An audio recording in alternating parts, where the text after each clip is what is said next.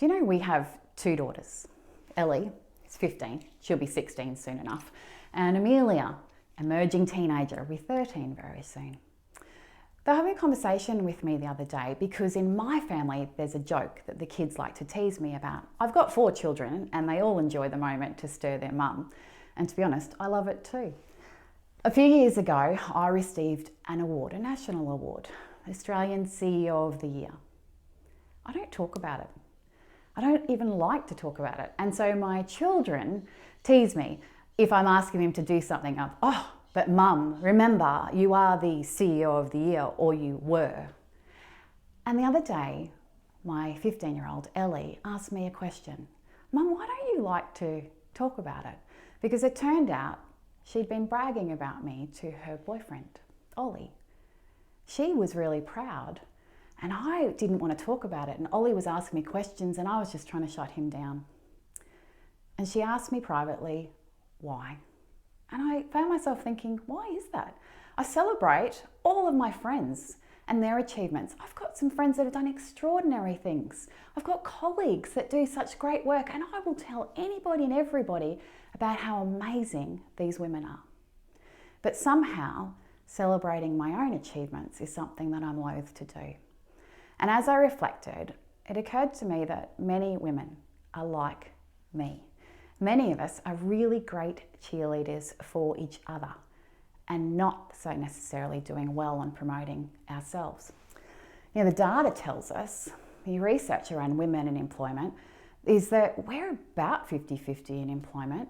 We're overrepresented in tertiary education at universities. More women get secondary, finish high school than men. But we have to ask more for promotions, more than men. We don't apply for jobs because we diminish ourselves, but we think that other female colleagues, we encourage them. We see that too at Churchill Education. We see less women complete their qualifications on the basis of their experience. More women second guess themselves. More women don't tell us about the wonderful things that they've done, the projects they've completed, the teams that they've led, the businesses that they've started. And we started talking together as a team about why and what we do about it. So here's what I reckon we do about it, is we start talking about it. I start talking about it. I won a national award. In fact, it's not the first award I've won other awards. Don't talk about those either. And I'm not talking to you because I feel like my head's really big about them. In fact, I really find it hard to tell you. I'd rather tell you my weight than tell you that. And let's face it, no one's really keen on that. But it's time that we not just started celebrating our friends and their achievements, but ourselves, and recognising what we have to bring. So you're going to start hearing from me more, encouraging both you and me, so that together we encourage our children to stand up and take credit for the things that they are achieving, to have our sons see our daughters valuing themselves and have our daughters finding their voice. I think Ellie asked me the right question at the right time.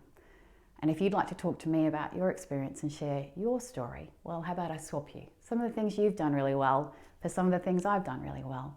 And together, we'll start being our own cheerleader and each other's cheerleaders. Anyway, just a heads up, you'll hear from me again. Thanks everyone.